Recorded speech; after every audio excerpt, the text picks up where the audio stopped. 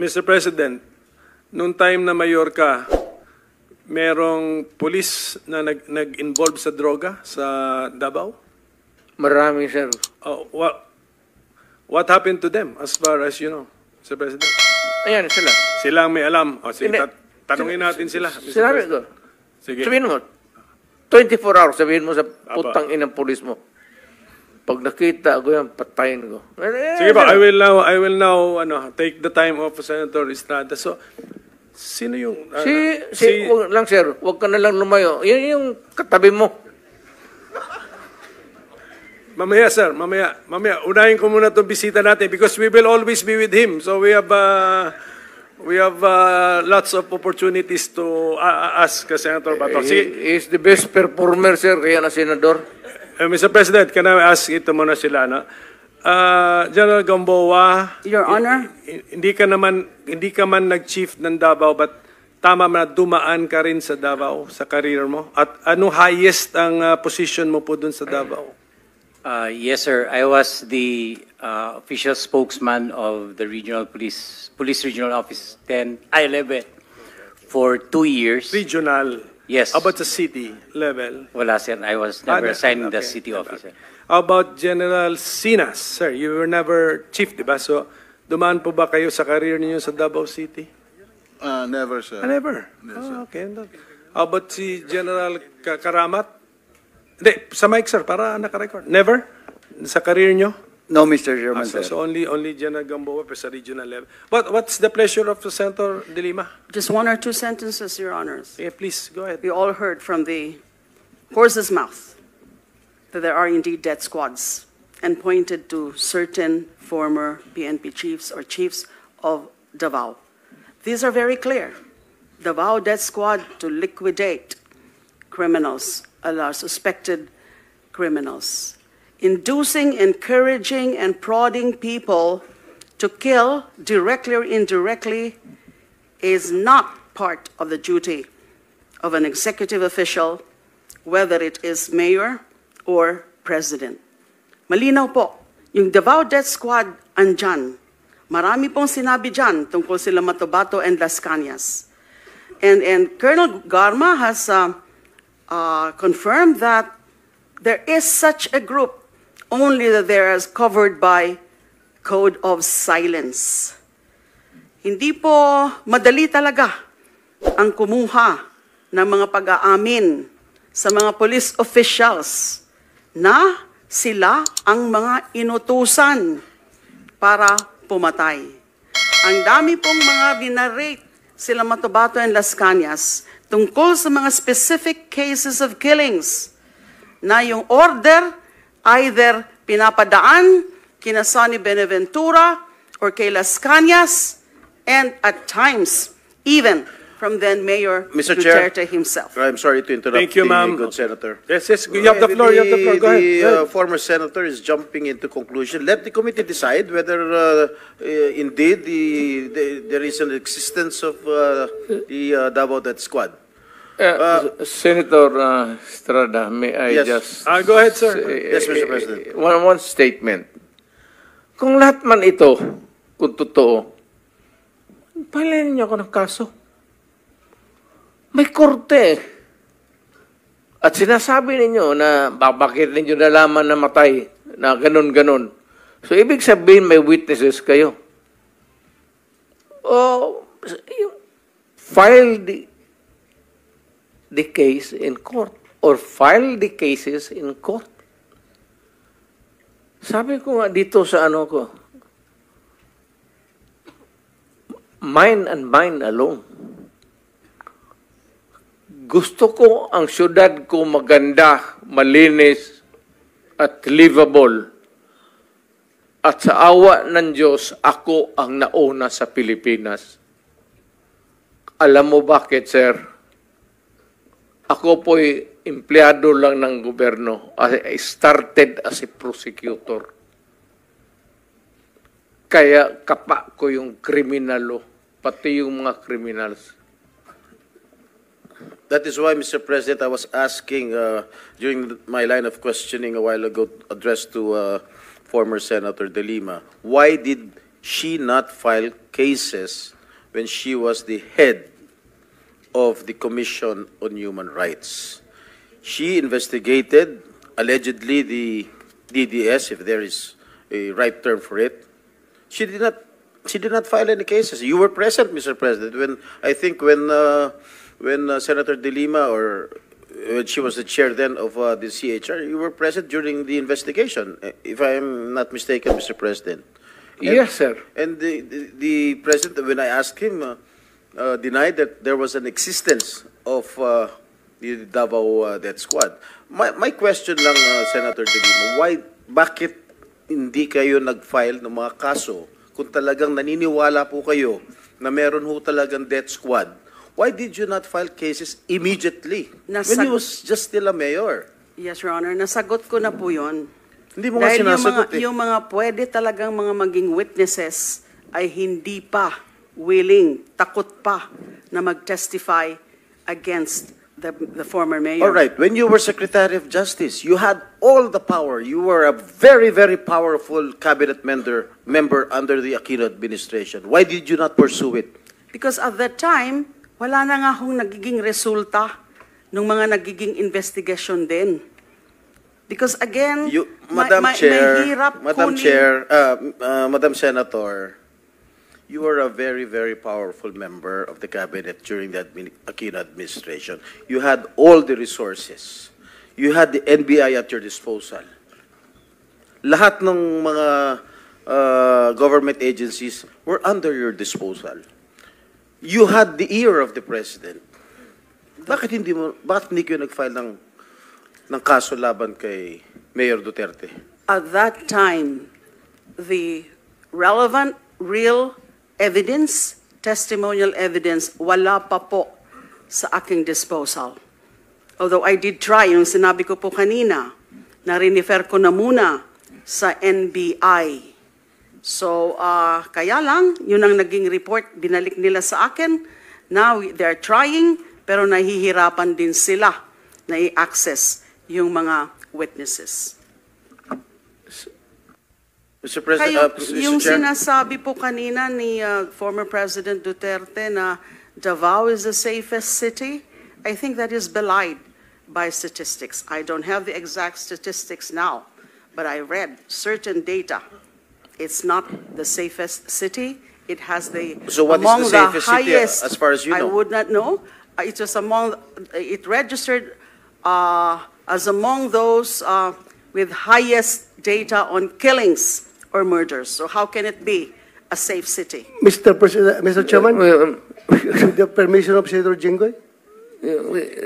I think the former president wants to answer the accusations. These statements Mr. of President, former yes, you're senator. recognized. Maraming namatay, sir. Marami talaga. Thousands, I would say, from yung naging mayor ako. Marami. Ito yan sila. Dito yan sila lahat. Andi would tell you, si Danao, si Koy, si Yambua. Ito si Senator Bato. Maraming namatay, pero ang namatay, sir, mga kriminal. Alam mo kasi ang Davao is a crossroad kasi ang unang nag-bloom sa Mindanao, tagaroon ka man, sir, ang Davao.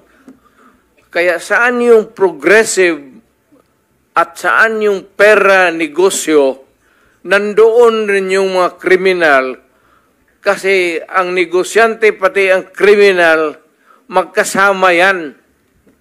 Kung saan yung pera, mga negosyante, nandoon yung mga kriminal. Kaya ganon. Kapag kabubo ka na mayor at hindi mo takot kang makulong, ako, di makulong, di makulong. I can make the confession now, if you want. Mr. Chair. Talagang niyayari ko. Pero wag mo naman, mga pulis kawawa naman. Ha? Meron akong death squad, pero hindi yung mga pulis. Sila rin yung mga gangster.